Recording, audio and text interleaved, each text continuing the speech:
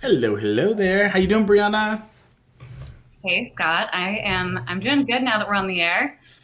Yeah, Been we're a quite a little we're a week. little late today. Yeah, That's all yeah, right. that's my bad. It Um, happens.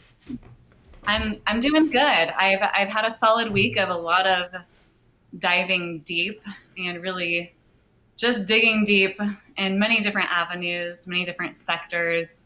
And the one thing that I guess is consistent is that the one path always leads back to the answer being decentralization. So that's kind of what's on my mind today. How was your week? Yeah, it was good. Good week. I got a lot of content written for my crypto course that I'm putting out. It's taking longer to get put together than I'd hoped, but it's coming together good. Lots of good content, and I'm learning more and more every week, anyways, that I can add. Yeah, so I saw that you had continued on the CBDC theme in some of your videos this week. So you didn't have enough CBDC, I guess, from last week. I started on the path of CBDCs about a month ago, and then I took a break, and then I've been hitting it really hard again. One that just draws me in. I don't know what it is, which has led me to it's really led me to just really studying traditional finance in general and these Mm, different organizations. And man, you can get pretty far, and it's pretty juicy stuff, really. It's really juicy. almost better if it could just be made into a movie. You almost wish it was real life, but no, it's been really good. And like I said, I think that it's kind of ignited a fire again in me as to what my passion in crypto really is. Even though it wasn't really, I didn't know this right off the bat, just coming into it as an investor, but just understanding that decentralization, for me at least, is a path moving forward. So really self custody, and all of that is what I'm trying to bring my focuses to in my own life. Yeah. I ran into somebody today, just a little side story. I ran into somebody today who used to be a financial advisor and then kind of moved into spiritual life coaching, and now is kind of written a book, sort of a combo of those two things. And so she asked me what I was doing, and I told her what I was doing, and launching a crypto course and a YouTube channel.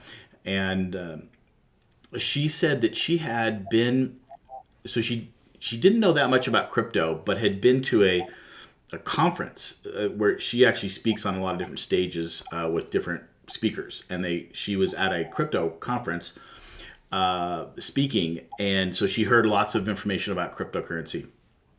And her view was interesting because her takeaway from all of this, from all that she had learned and that she kind of knows about it, is that at any moment anybody can push a button and delete your money and or your identity. Now she had just gone through an issue where all of her Facebook, Instagram, and WhatsApp got deleted. Something seemed fairly innocent that she had put out on one of the platforms, and so she's really sort of into that now about getting canceled, if you will. And but somehow she put that sort of in the crypto boat, and it was interesting because I just had to help her understand, although I didn't have that much time, that that's what crypto is all about. It's about the antithesis of being canceled, because there's no one organization, person, government, or anything that supposedly can control crypto. And so it's just interesting about all the different views out there of people. And this is an educated, really smart person who has a finance background. Now, I kind of get that traditional finance is a little bit weary of it. And I sort of probed her a little bit saying, do you see crypto as an asset class, like a risky asset class? Because typically most traditional financial advisors understand that crypto is there, but they kind of look at it just a risky asset class, that you should put just a little bit of your money in there. And she was sort of even further than that. She was just like, yeah, I don't know. Crypto could just blow up at any moment, was her view. And I just thought that was really interesting about the different views out there and why, again, it's so important for people to educate. But also there's just so much information out here, on crypto. And this is why I don't know how to really get to that baseline, but what it makes me think is I really want to stay at this sort of baseline level, like grounded as much as I can to reality.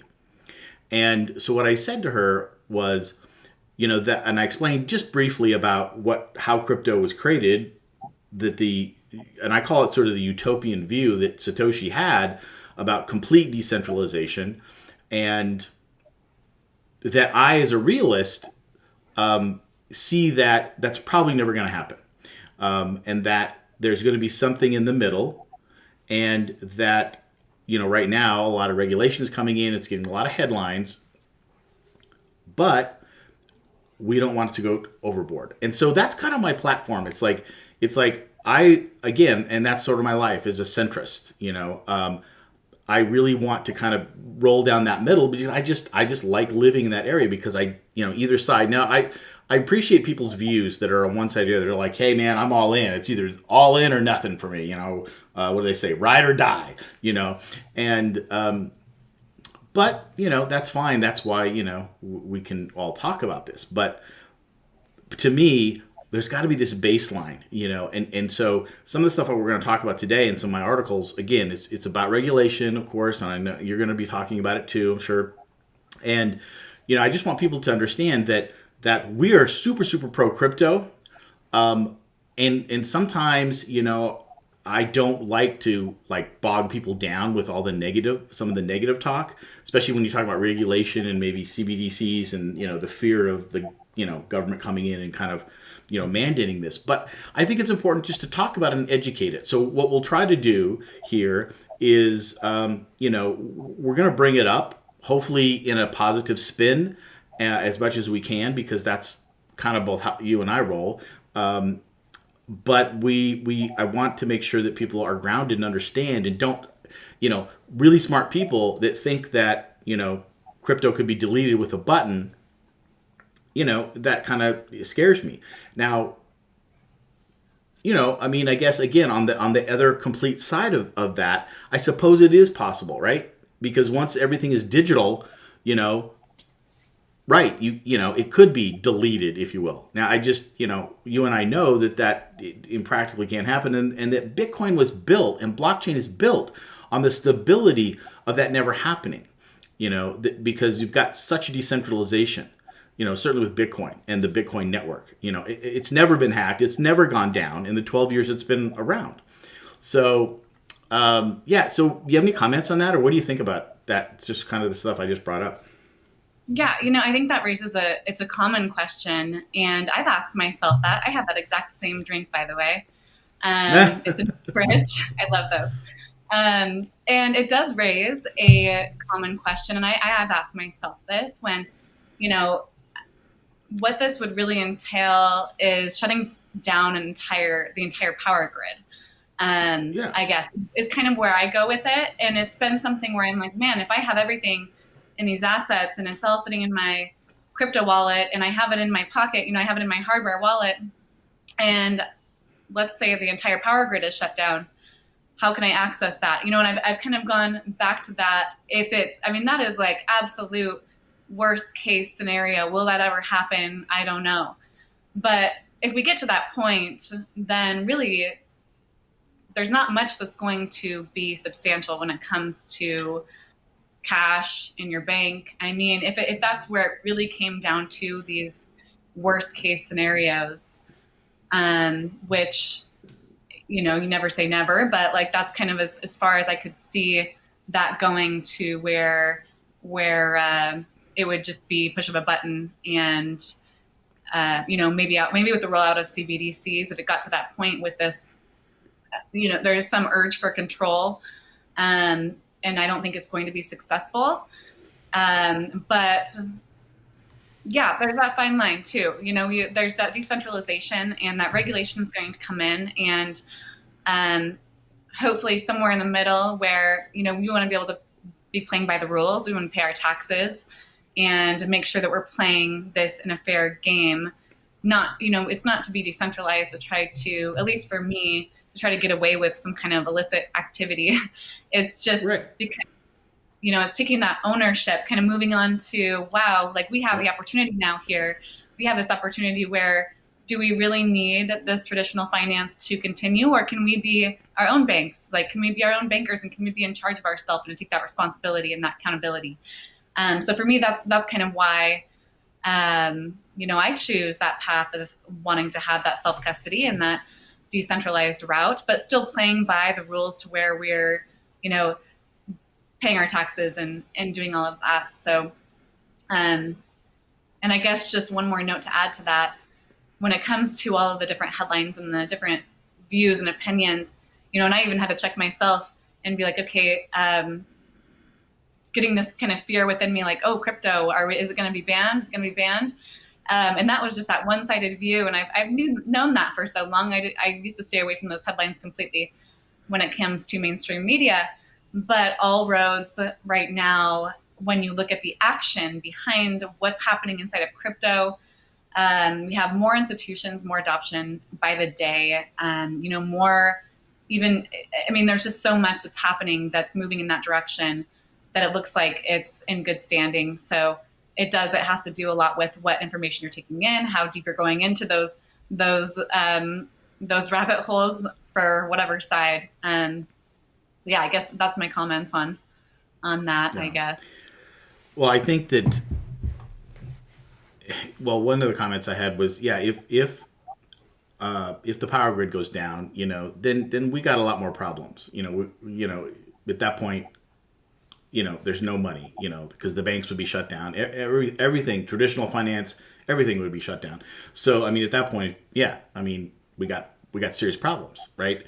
And so it isn't going to really matter whether it's crypto or traditional finance, unless you got stuff under your mattress, and then things become, crazy, a barter system or whatever. And so I think that's the thing. That's why I want to stay sort of grounded in the reality of things here, with crypto, because you can really go all different areas, and you can go down the fear base, or you can go down the utopian base of, which is going to be all decentralized. We're going to control everything. That's what I want to do, is really get out that education about the base, and that's why I think it's really important for everybody to understand what blockchain is and how Bitcoin was the first use case of blockchain, and then really why it came about. Because I think if you understand that, then you can stay sort of grounded. I guess I should take this back a little bit. There are some people that look at that and think, okay, the way that Satoshi laid it out is the only way it should be. And that's what I'm saying. He did sort of lay it out as this utopia, complete decentralization. And that's what I'm saying. I don't think it's ever going to be that. But it's good to know that baseline, right? And from there, from the day that it was created, it's grown so much and so different and so completely. I don't think that Satoshi, whoever Satoshi is or they are, could have imagined what is out here even now. And we won't be able to imagine in 5 years what's going to be out here, because the growth is so rapid. And so what's interesting about it, I think but back to Bitcoin, because this other stuff, like say DeFi, even the NFTs, the metaverse, even stable coins, everything beyond Bitcoin is still really, really new and hasn't been tested that long. And that's the kind of stuff that people are looking to regulate. Like, nobody wants to regulate Bitcoin because they get it. Bitcoin is just doing its thing over here. My thought when you were talking about that was, let's say that it does get crazy and the government does come in and regulate heavy into it, or some sort of other catastrophe does happen. The Bitcoin network will chug along. And so there is really this interesting, I always, even though I like to stay baseline, and I'm not saying, I don't think that we'll have this utopia of everything be decentralized and that everything is running on Bitcoin. There is this comfort knowing that Bitcoin is just chugging along, and that no matter what happens on any other areas in crypto, Bitcoin is always going to be there, in my opinion. And if some of these other areas get regulated or some other crazy stuff happens, I've got an article about some things that might blow your mind today. But one of them is about, DeFi and how it's definitely looking to get regulated beyond stablecoins. Bitcoin is just chugging along, and that if those do get regulated, I think some new stuff will happen on top of Bitcoin. I mean, we have the Lightning Network, which runs on Bitcoin, which is like a layer 2, right? And can do a lot of things, but no one's really developing much on it, and it's still kind of quietly, but it's still there running. So I don't know. I hadn't really thought about this, but as we were talking about it, this thought of Bitcoin being this sort of stable thing that's running along that will kind of, no matter what happens, it's going to be there. I don't think it's ever going away. And if other things start to go away or get complicated or whatever, I think more things will start to get built on Bitcoin, which may be the best thing anyways, because it is the most stable, system, network, whatever. So those are just some of my thoughts on that. Should we get into it? Are we becoming Bitcoin maxis here? Sometimes I ask myself that, and I'm not being serious, because I do think everything has its point and has its part in this ecosystem, and there's room for more. But there is some sense of security when it comes to Bitcoin. Just being that, just like you said, it just keeps chugging along, like it's just there. And it feels like we're kind of on the same page here. So yeah. Whenever well, let's dive in. I'm going to share your screen. I think you're ready. Let's see. There you go. You're all ready to rock and roll. What you got for us? I didn't go as heavy as you thought that I would. I knew you thought I was going to. Well, I didn't know. You were pretty, yeah. So this is good. NFTs. I love NFTs, even though I don't own any yet. I love them. Yeah, and it's funny. I'm talking a lot about NFTs lately. And today my point in talking about these articles is this is kind of comparing. We're going to have an article here. The first one's going to go into Meta. with their NFTs. And the difference between this and then we're going to go into another article that comes to more of a decentralized route, just to open up that view. I know that for myself, when I started investing, I didn't realize, and maybe this can be relatable to you, whether you're currently investing or on the buy, if you're a bystander to crypto, where just because we have these, we have Bitcoin, we have these specific coins that can be, they have the ability to be decentralized. It doesn't mean that they're necessarily decentralized if you're running them through central exchanges or storing them through central exchanges. And that can, so it kind of takes it out of your custody. And this is something that I feel is a lot of people don't understand when I'm talking to them about this. So this first idea in this first article is about Meta, and they've opened their NFT sharing on Instagram and Facebook to all US users. So users now in the US can now connect their crypto wallets to Instagram as part of the app's new digital collectible feature, which the tech giant has been testing since May.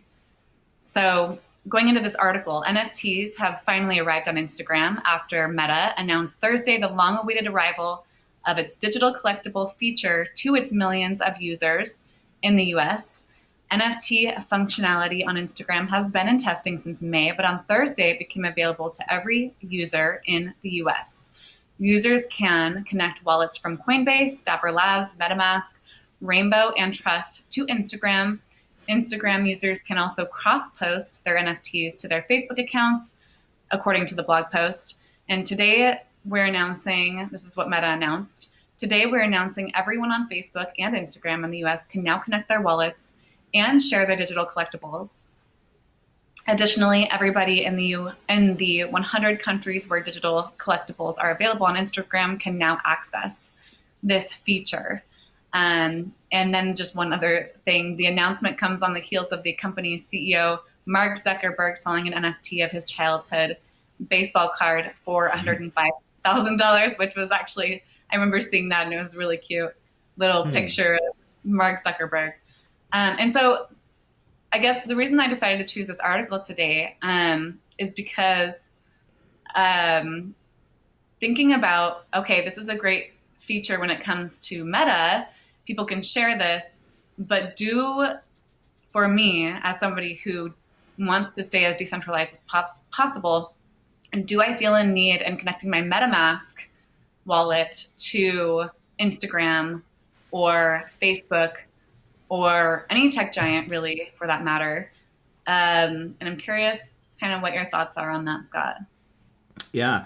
Well, does the article say, is there any uniqueness about connecting your wallet to, say, Facebook versus connecting your wallet to, say, a decentralized, application? Because we know from when you connect your wallet to a decentralized application, it does potentially open you up, to that connected site, sending you something into your wallet. Now, I know that the MetaMask and I think the wallets, you still have to okay the transaction. But again, do you know what I mean? It's like when you connect to one of these applications, now there's information going back and forth between your wallet and that application, like Aave or something like that. If you're going to do something like that, but you have to okay it. But we know that a lot of really good hackers make things look legit, and then you okay it, and now you've got some malicious code that's in your wallet that can drain your wallet. So is that what you're kind of thinking about, that maybe that kind of thing could happen? Or do you know that once you connect your wallet, then can they read all your stuff, or what? That's more so where I'm leaning toward with that article is we know that Facebook and Meta is pretty well versed in the area of tracking your data. Yeah. And it's hard to say, it doesn't go into it. I tried to look more into this. This was just released, this article. There wasn't much. There was another article that was just really similar to this one with not a lot of more information behind it. But Facebook is known for farming us for our data and having tracking software, or maybe it's not called software. You probably know the better term for that. but something that will attach to you once you visit Facebook, and then you can click on links and it can attach to where you're Mm-hmm. going from link to link.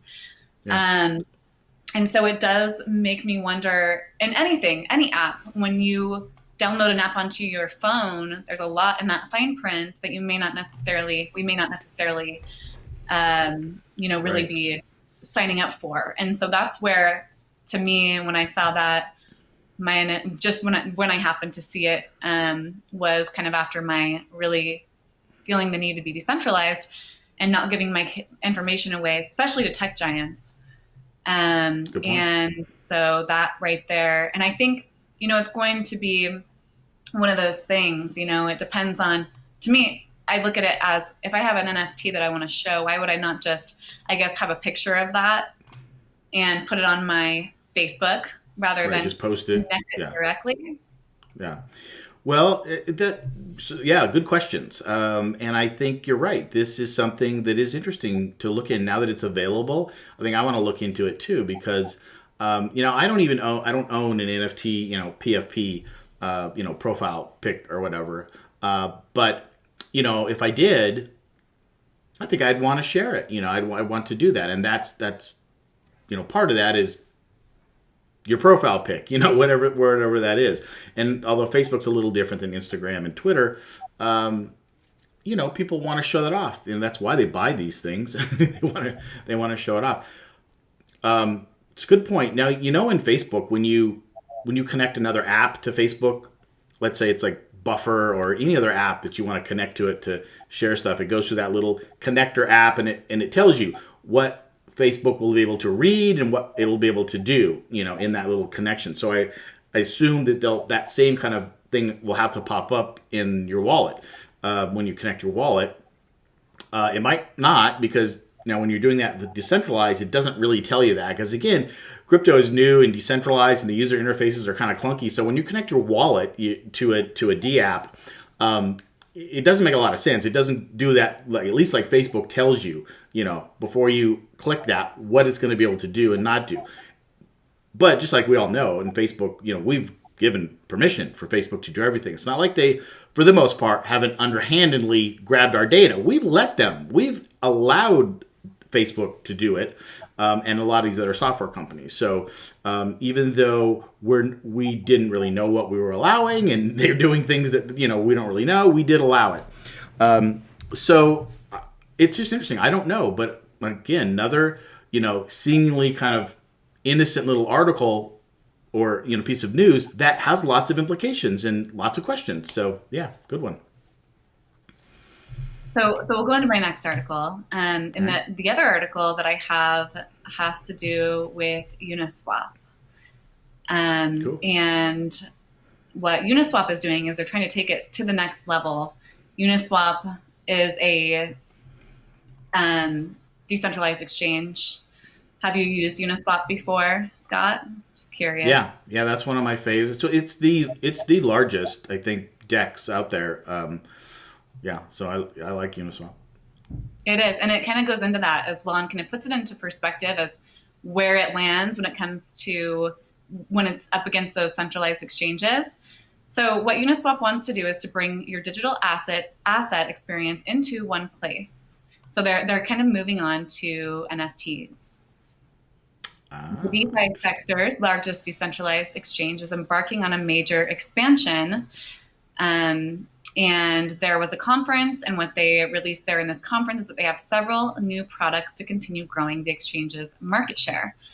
And then to give an idea um, as to their trading volume, I guess here I missed this part that Uniswap Labs COO Mary Catherine Later talked about how the leading DEX is expanding into new areas and taking on big exchanges like Binance and Coinbase. So Uniswap's 24-hour trading volume over the past 24 hours when this article was written, which was, I believe, yesterday or 2 days ago, was $1.12 billion just on the Ethereum mainnet. For example, excluding Polygon and Arbitrum integrations, the next runner-up for DEX volume was PancakeSwap with roughly 194 million. Of all volumes across all decentralized exchange platforms, Uniswap currently commands 60% of the market, according to DeFi Llama. So Uniswap is quite clearly the dominant platform, but only in DeFi. And then it points out here that the game looks very different when compared to their centralized counterparts. Binance and Coinbase, for example, played host to $24 billion and $2.9 billion over the past 24 hours, respectively. Which, man, that's just a lot of money, 24 hours. Thus, as Mary Catherine later explained, siphoning off some of that money away from the centralized giants is a top priority for the Uniswap team. One way it has identified to help to do so, NFTs. In June, Uniswap Lab bought NFT aggregator Genie. Now the reason why is becoming clear. We were really excited about NFTs as a growth sector to get more people into crypto, to get more people to swap tokens. It made a lot of sense to us from a market structure perspective that Uniswap would help create an experience where you can buy and sell any digital asset you may have. So you can buy and sell NFTs on OpenSea, but starting later this fall, I don't want to say exactly when, you'll be able to buy and sell NFTs on Uniswap from a number of different marketplaces. Our hope is that brings your digital asset experience into one place, one stop. So, and then right here it says, of course, the centralized exchanges like Binance, Coinbase, and Kraken have also jumped into NFTs as well as a growth area. And then it just points out here that the foundation here for Uniswap, a Uniswap Foundation, executed its first wave of grants, roughly $1.8 million across 14 different grants were doled out across several different projects. And part of why I'm bringing up these numbers, I just find it fascinating that there's that much money going through this. It kind of shows us, crypto really it's not going anywhere. There's so much happening. The lion's share of this money, roughly 1.6 million across 7 disbursements, went to one project in particular, Uniswap Diamond, akin to Coinbase Pro. Uniswap Diamond will be built with pro traders and liquidity providers in mind, offering this demographic some of the features and comforts of a more traditional centralized exchange. And the vision becomes all the clearer. Uniswap is ready to take on the industry giants. So that's pretty exciting. That's really exciting. For me, I've used OpenSea before, and that's where I've done any of my NFT, where I had minted an NFT and where I had purchased an NFT.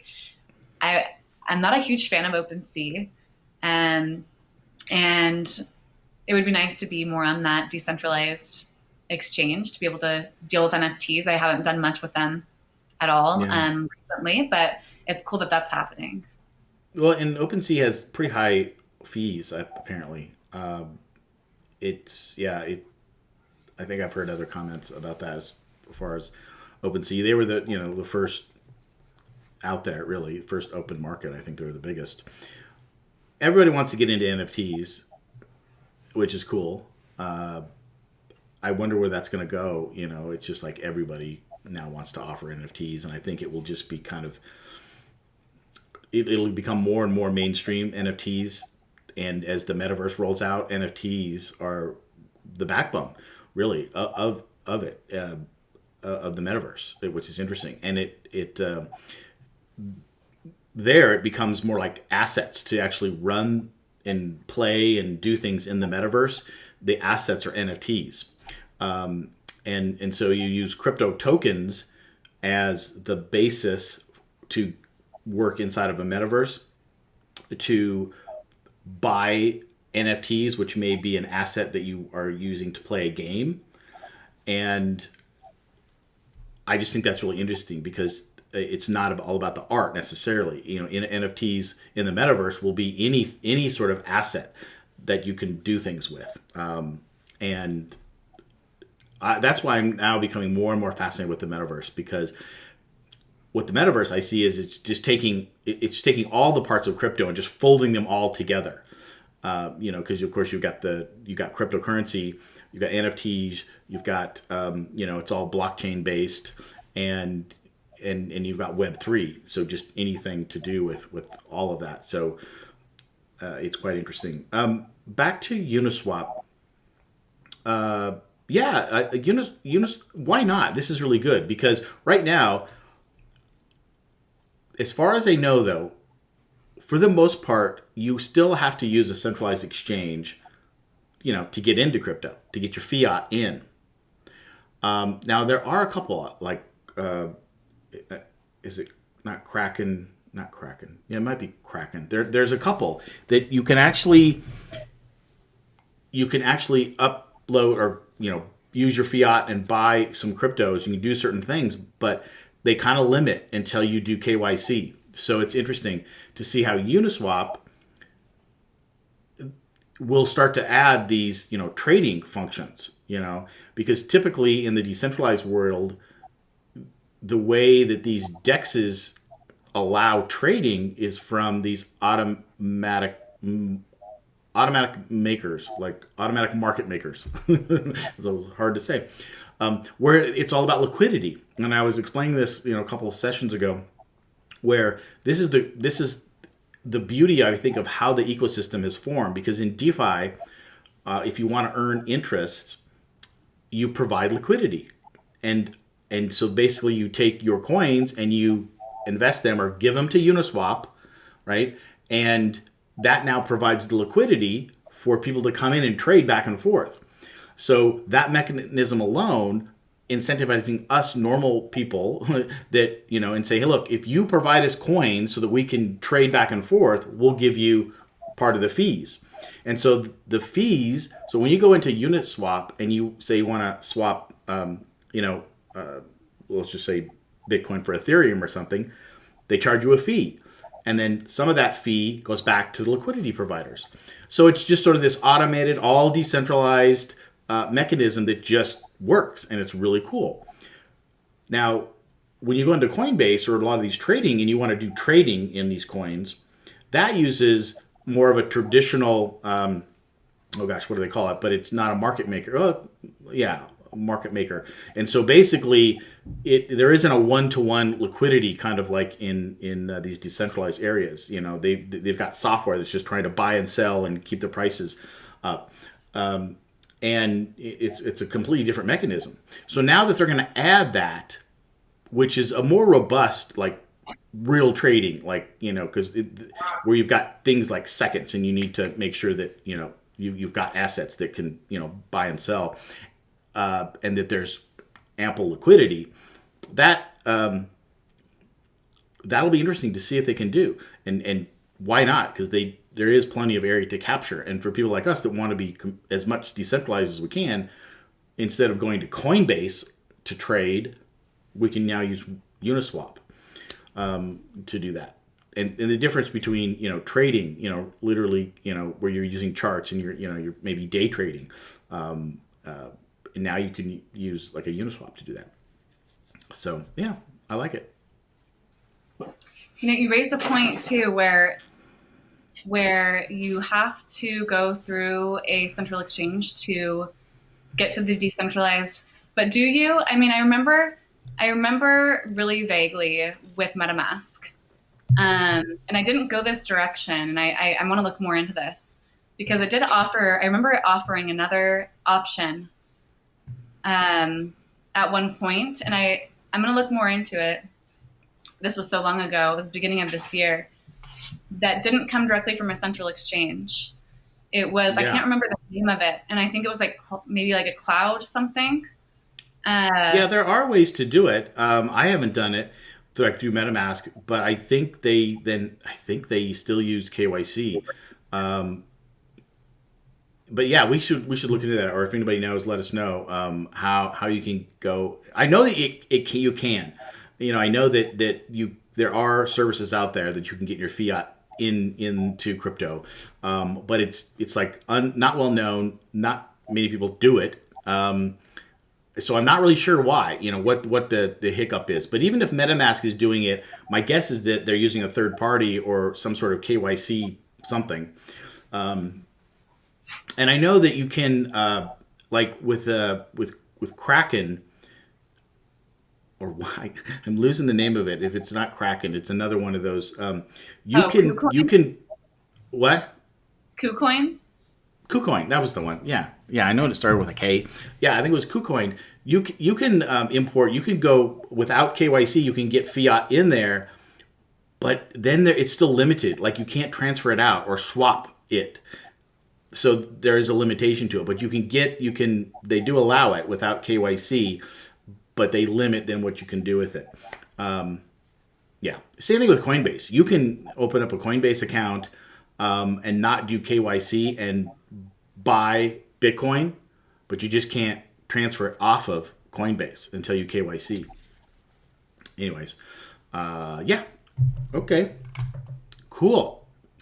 Well, I'm really wondering what articles I should do today because I've got a couple of doozies. In fact, now that I think about it, I'm just gonna bounce right into it, into the Yeah, doozies. I was gonna have some easy ones, but let's get into something here. I went with the easy ones today. I think we need some doozies here. Let's get some doozies. Okay. All right. All right. Let's see here. Well, this is the warm up. No big deal here. Circle expands USDC stablecoin to 5 new blockchains. Let me see here. Bump this up so you can read it. All right. So this first part is no big deal. They are announcing that they're going to allow, let's see, Arbitrum, Cosmos, Near, Optimism, and Polkadot. They're going to add those so that those are just native on those exchanges. They're already in, I believe, Ethereum and a bunch of different ones. But now it's just making it easier to use USDC. But that is not where it's interesting. If we go down here. Okay, so here's some analysis on this article that I thought was interesting. Let's make sure I get it. So it says asset-based stablecoins like USDC and USDT Tether gained increased relevance and support after Terra's algorithmic stablecoin UST imploded in early May, leading to the wiping out of over 40 billion in value. Some of it was mine. And UST was not backed by any assets and instead depended on an ultimately flawed algorithmic relationship to Terra's native token Luna. USDC and USDT both retained their value and reputation during the market. Tumult, that's an interesting word, that ensued after Terra's collapse, largely due to the fact that cryptocurrencies are backed by assets audited and monitored by American financial institutions. That oversight cut both ways, however. Last month, when the U.S. Treasury blacklisted Ethereum coin mixing tool Tornado Cash and wallet addresses associated with the service, Circle moved to preemptively freeze the USDC associated with those wallets in a move decried by privacy advocates as inappropriate compliance with overreaching government censorship. So, do you remember that? Do you remember this whole Yes. thing about Tornado Cash? Yeah. Mm-hmm. So, in the fallout of the event, numerous organizations, including MakerDAO, which is the largest decentralized stablecoin, they have DAI, they also began divesting from the USDC, given Circle's apparent policy of compliance with government sanctions. So here we go. We're going to step right into it. The Tornado Cash and I really didn't follow deeply into the whole Tornado Cash thing, but basically it's, Ethereum-based DApp where you can, put your crypto in there, it'll mix it up, and then you can't figure out who actually owned it or transferred it or whatever. So a lot of criminals and, devious things were doing that, right? But it also was a lot of people that just wanted privacy, that weren't doing anything wrong, that were using services like that. And then the government shut it down, pretty much. But not only did they shut it down, they said, we now can track and see what cryptos, what types of cryptos, what type of stable coins were used.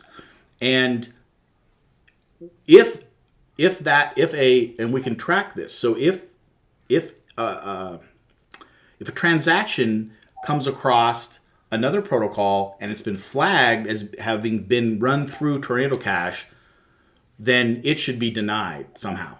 And so that's kind of confusing. I didn't really say it well because I don't really fully understand it, but somehow they can track to see if the USDC that was sent into Tornado Cash and then was mixed up so you couldn't tell who it was, somehow there's still a flag that says, hey, it went through Tornado Cash. This transaction is illegal, according to now U.S. official sanctions, which is really interesting. Again, blockchain, good, bad, whatever you want to say, but it's the transparency of it. So now they can flag these transactions that ran through Tornado Cash.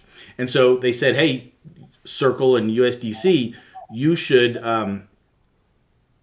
if we see this, we're going to deny it or somehow. I don't know how they do this, but basically they're going to then deny people, these certain transactions. And I don't know how they do that, but there is the ability to do that.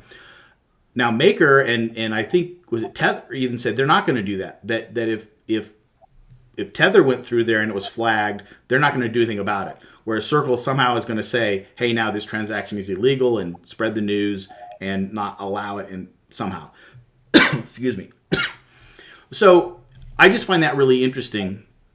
And this is going to open up into my next article. So it's funny because the news wasn't that interesting that they're going to add more blockchains, but then in the analysis they kind of started talking about it, and it brought this whole thing up again that it's this fight for stablecoins. USDC wanting to be the biggest out there, USDT Tether is the second one. They're both supposedly backed by assets. Tether, it appears that it's not clear what assets they're actually backing up and if they even have hard assets to back it up. USDC seems to have the most complete path to being able to track hard assets. So in my mind right now, I'm a USDC fan. I'm not, I got burned by UST, which I thought was really good. So I'm still a little edgy on anytime I'm using a stable coin, but right now USDC is my kind of preferred one. But there's this controversy that they're basically, going against pure decentralization and saying, hey, we're going to censor this and do what the government wants us to do. So with that being said, this next article is even crazier. And I almost hesitated to bring it up because I don't fully understand the details of what's going on here, but I'm going to try to throw this out. If anybody, excuse me, has a better understanding of this, let us know. Give us a comment. Let us know. I'd like to know more about this. Okay. All right. So the headline is 45% of ETH validators now comply with U.S. sanctions. Labris CEO, company named Labris. Okay. So let me preface this a little bit. Now that Ethereum is completely proof of stake, and we know that now that basically validators pay 32 ETH to become a validator in the Ethereum network, and they now have a node that transactions on the Ethereum network will run through. And they build the blocks and say, okay, this is a secure block, everything looks good, I'll pass this on. Different with proof of work, which is Bitcoin, and it used to be Ethereum, where each of the nodes in the network had to run these very, very, very complex calculations to basically vie to become a validator of a transaction. And once it did, which took up a lot of energy and is still controversial about that, then it could say, okay, look at this block and this transaction and it looks good, and pass it down to the next node or whatever.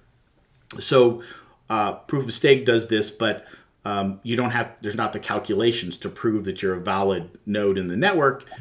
The fact that you've got 32 ETH, or I'm sure a lot of validators have a lot more tied up in the network, you're not going to do something malicious because that would put your stake or your money or ETH, whatever, at risk. So that's the basic mechanism of proof of stake and why it now runs really well in Ethereum. But there is something insidious in the detail of this, and it's called I believe it's called MEV. Now, according to the CEO of blockchain development agency Labris, this guy named Lachlan Feeney, approximately 45% of all the Ethereum blocks currently being validated run an MEV boost relay flash bot, which complies with United States sanctions. Okay, so let me try to unpack this in the limited amount that I really get this. But one of the things that's interesting that isn't talked about, I've listened to some podcasts, I've read some articles, but it's kind of this underneath that when blocks are going through the blockchain, now they come to a validator who basically runs software and has to check that block and make sure that it looks good, that there's no errors, and that it's a valid block on the blockchain.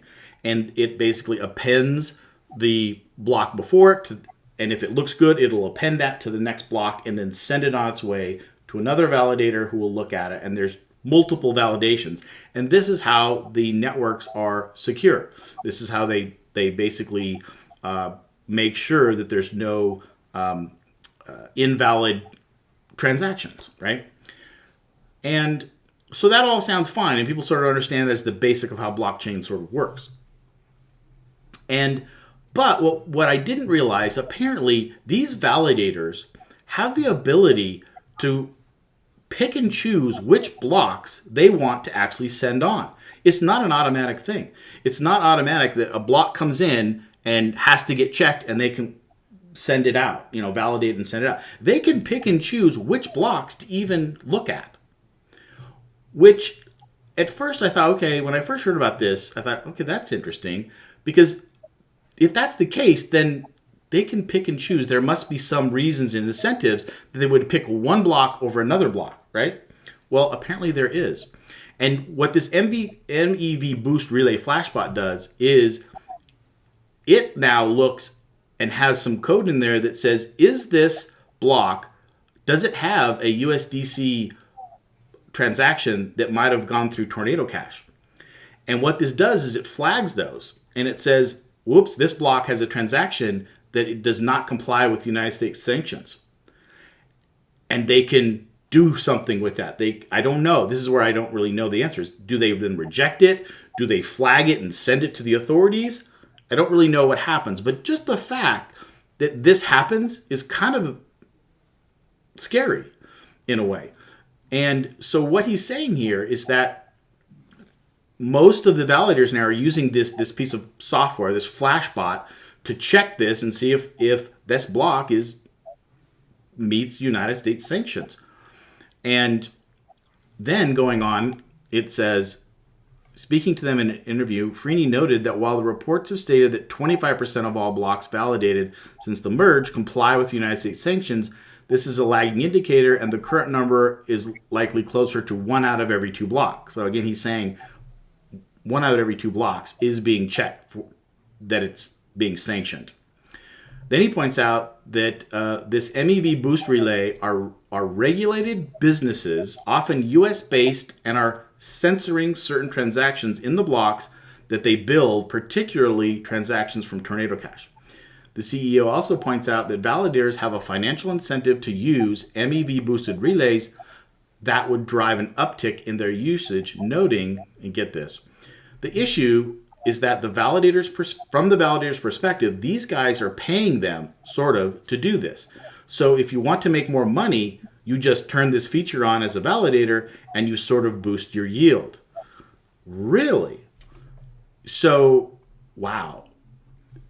MEV boost relays are centralized entities dedicated to efficient, maximal extractable value, MEV extraction. Again, I don't even really understand what that means, but it's some sort of efficient way to process these blocks. But there's all these caveats on top of it that there is an incentive to use this software. So whoever controls this software or creates this software, then now sort of in control of block validation.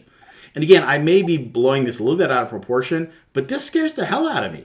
And I've heard some other podcasts of people talking about this, saying that this could, if fully underexposed or fully blown out, could really bring down Ethereum. And I don't want to be a crazy conspiracy theorist, but this is a eye-opening article.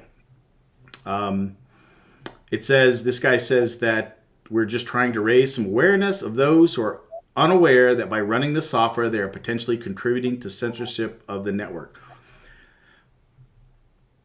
This is weird. So he said he noted the worst case situation often referred to as hard censorship, where nodes would be forced by regulation to basically discard any blocks with any of these transactions in them. That would mean that no matter how long you waited, no matter how much you paid, say in gas fees, you would never get to a point where those sanctioned transactions would get included in the blockchain. He pointed out that even in the event of soft censorship, where sanctioned transactions would eventually be validated, it could take hours and require a high priority fee, resulting in subpar user experience. Wow. What do you think about this? Are you wowed about this as I am? Yeah, that's not good. And I did see, I did see something that was really similar, just talking about the centralization of Ethereum and why just the fact that there's that much happening in the United States now, that's really bringing it into the United States. But not going in as far as you did with Tornado Cash. That's really alarming. And not just because of Tornado Cash, but thinking of where this could go in the future. And with every instance, really, I guess it comes down to who's determining, and who's on the back end of what is going to be sanctioned and what could be, that's really, yeah. Well, yeah. Does this sound decentralized to you? No, not at all. Not at Not at all. all. So again, I don't know enough about this to like really be alarmist, but it's something worth looking into, and people should Google this, like MEV, Ethereum block MEV, and there's a lot of information out there. But I think, I really almost didn't want to do this, but as we talked about this stuff, I just thought, let's just get in, throw it out here. Again, I don't want to be an alarmist. I love crypto, but there is a lot of information like this, and something like this could really get out there and be spun completely negative and not mainly accurate. So I don't really want to be that way. But when you're reading this, there is something there clearly about this, being able to pick and choose which blocks to send through. That doesn't sound decentralized to me at all. And so, are we fooling ourselves? Again, I'm not saying that this is necessarily the case, but let's all look into this. Let's just, let's not be fooled by this, because Ethereum is as Bitcoin is. It's touted as pure decentralized, network, and proof of stake being purely a decentralized way to secure and run the network. And so we heard all this stuff about the merge and all this great stuff, and it's going to do all these great things, and supposedly it is. But again, this doesn't happen. I don't think, again, I'm not a coder or expert at this level, but this doesn't happen in Bitcoin as far as I understand, because proof of work is a completely different mechanism. It's so I think there's a lot more hands off, whereas validation, people are now a validator, and this they can pick and choose which blocks to aggregate. And when I first learned about this, it was something about the way that this happens is and again, it's at a really kind of complicated level that most people don't understand or think or even do, unless you are a validator and then about this. And it's the software that runs in your computer. And the cool thing is, you and I just have to have a normal computer, and we can run Ethereum validation software on a normal computer. Unlike proof of work, where you need these special rigs and all this, high power stuff to do. So you just need to run the software, the validation software, to be able to do this on a fairly normal computer, from what I understand. But there are mechanisms, different ways that you can validate blocks in this way, which I didn't understand. I thought, oh, you just run the software, you're kind of hands off, it just validates, it just runs.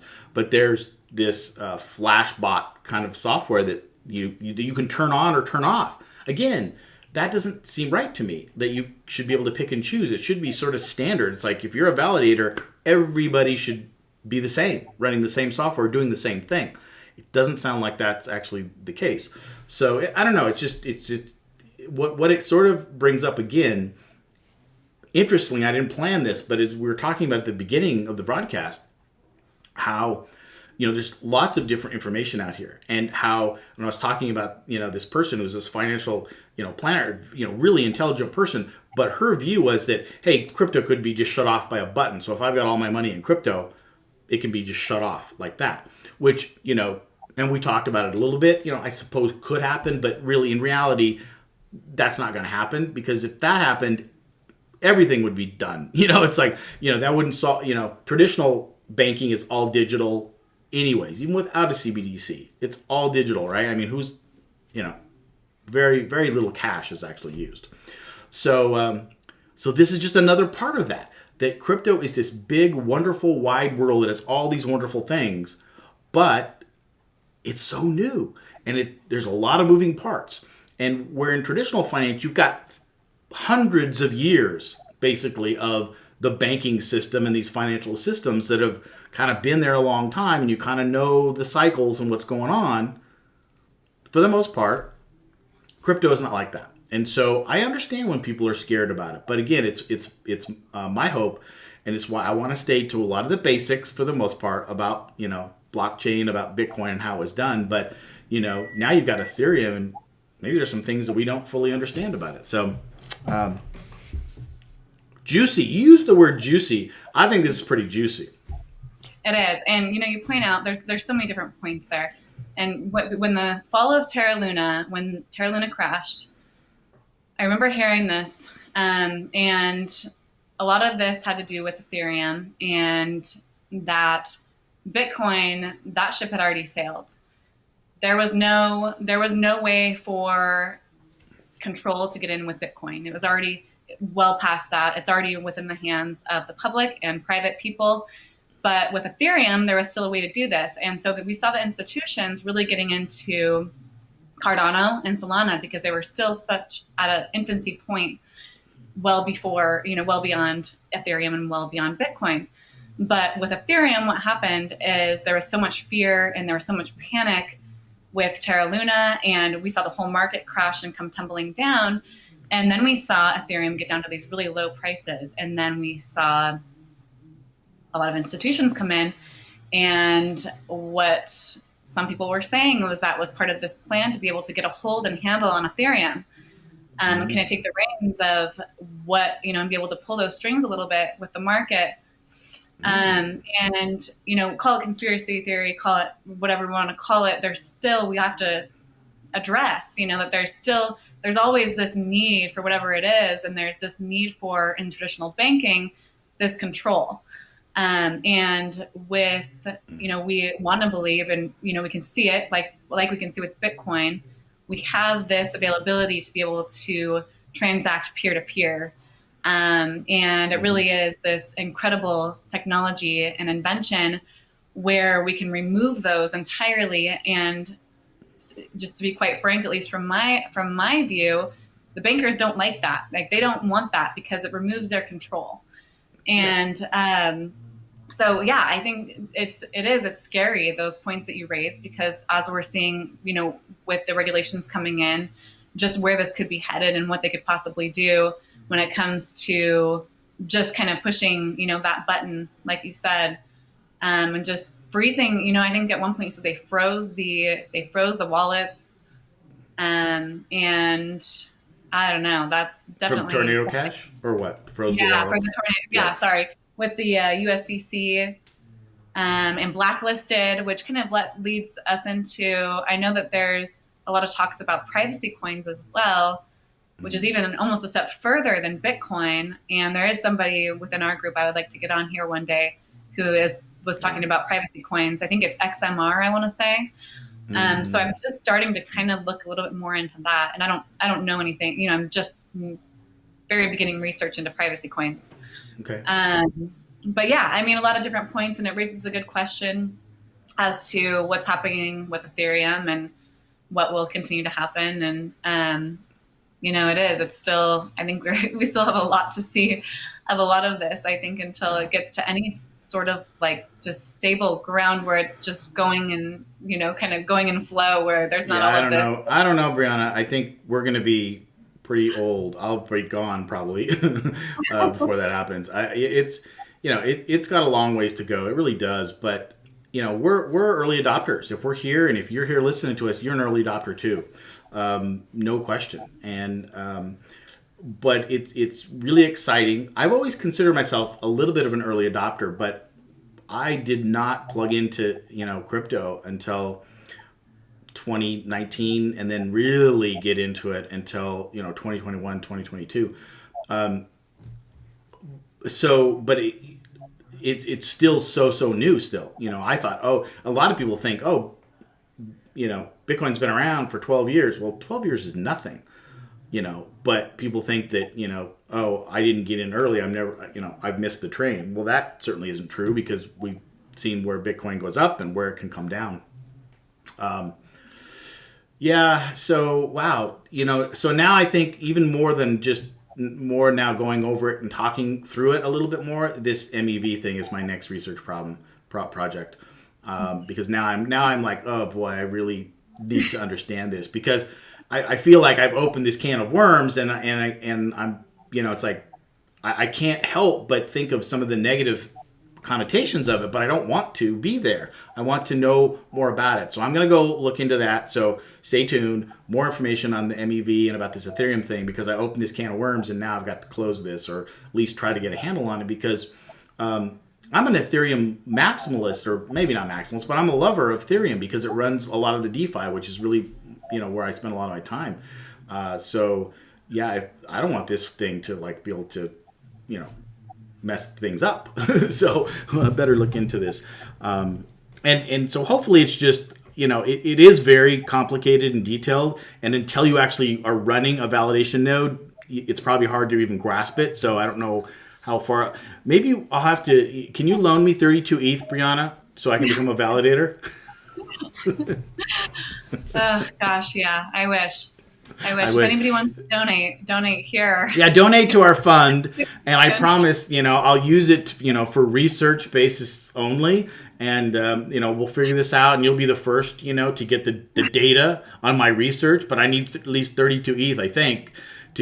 Or maybe 16, either way. It's a lot of money to be a node, but, it'll help. Anyways, yeah. But like you said, it is still all in its infancy. And this is, it's exciting. It's all fascinating. We looking at what we have the capability to do. My mind is blown really by it when it's this really zoomed out view of what this is and the point we are in history and the fact that we get to be a part of this. And, the fact that even though we don't like these things that are coming in, we get to study it and research it and get to the bottom of it. And there'll be another thing here. We know there will be that we're going to be all worked up about, but it's still in the grand view, the grand scheme of things, it's just all exciting. And you just got to roll with the punches and just ride the wave through it. And it's all just a part of it. If we're going to be in it right now, that's a part of it. Right. So it's all go NFTs, right? And NFTs are like my my sort of comical relief, or it's like when I get bogged down with some of this stuff, I'm like, oh, let's go talk NFTs. It's like let's go talk about some $1 million JPEGs. Come on, let's go. It is. It's why I brought them to the table today because I've been on heavy. I think I'm even gonna take, and I don't know if I can do this. I don't know if I have done this all year, but I think I'm gonna take 48 hours after this chat just to regroup and get Yeah. recentered and realigned, and then I'll get back going in like 48 hours on the dot Okay. back into this Okay. because I get so it just you can keep going so far So into it. But are you so we had our friend Brandon on la- last week or the week before? Can't remember. that was like 3 weeks ago now. Oh gosh, 3 weeks ago. See, time flies when you're having fun. And he was talking about CBDCs and stuff. So now it sounds like you've kind of taken on the mantle too. And are you going to come back and give us a little more detailed report on CBDCs, or when you uncover some of the juicy stuff? I would be more than happy to. I plan to put more out on my channel, and but it may be going into, I'm really trying to get factual information, and just trying to see what's behind this and trying to bring different series all together. And Okay. hopefully there's light at the end of the tunnel with that. I don't know. I really am somebody who really likes, I really like to hit things head on. And so if something Okay. seems like scary or something seems like something I'm worried about, I want to hit it just head on and figure out, Yeah, you know, what's going on. I So that's agree. where I'm at with this one. That's where I'm at with Well, this one. good. But Well, yeah, you can come on and give us like a little teaser, because it sounds like you're going to have like a series on your channel. So come on and give us a little teaser, and then people that are really into it will send them to your channel to get the full scoop. that sounds good. And you can get, I'm excited for what you're going to uncover on your end. I know you are good at your Yeah, researching, so I'm looking forward to that as well. yeah, yeah. And I'm doing the same thing too. I'm starting to create more wide variety of content on my channel, and it's funny. I I actually am preparing one now, that's basically just like, hey, is it time to get back into Bitcoin? Because there are a lot of people that have been out and they're waiting for the bottom. And of course, my theory is don't wait for the bottom. It's like get in there now. It's cheap, but there are some people that want to wait for the bottom. So I've got some graphs and a couple charts, that I'm putting together. That I've found that just really lay this out. It's like, hey, this is a really good time to get back into the market. You know, and so hopefully that'll be coming out. But I've been trying to record it a couple different times, and yeah, just editing and all that fun stuff. So I need to get that streamlined so I can knock these out. That's why I really enjoy these conversations. But I think it's also good to have a variety of these type of videos that people can just we can kind of riff and just talk about stuff, but also ones that I like to plan on a little bit more. So unfortunately, they just take a little more time. But yeah, so that's going to be coming out, and I hope to, yeah, just get some more. I'm really going to start focusing on just different, kind of get more consistent and we've talked about that. I think you're looking to do that too. So yeah, hopefully. So stay tuned, everybody, for more content, crypto related, on both of our channels. Purified People for Brianna, and Crypto for the rest of us for me. So, all right, we've been rambling on here, and of course, always more than an hour. And we had some good light topics, and then we had some juicy kind of, I like, intrigue. I don't know, some of this stuff really intrigues me. It's like, ooh, what's, is this a bigger deal than not? And it's funny because I really am not into conspiracy theories, and I don't think this, like the MEV thing, is conspiracy theory. I think it's just some detail that it's not talked about a lot. Yeah, so I just want to uncover some of that stuff. But anyway, so thanks again, Brianna, and hope you have a good week. Thank you, Scott. Always good to talk to you. I feel like we just got started, but I guess we're going to end now. And it's been good talking with you. And thank Yeah. everybody for watching. We had somebody chime in here, 100% true. If you're still there, she said, hey, y'all. Or Hey, maybe it was y'all. Yeah. he or she said, hey, y'all. So, hey, back. And thanks for Hey, back. chiming in our chat. And yeah, we'll see you all. We'll see you all next week. All right. Bye, everybody.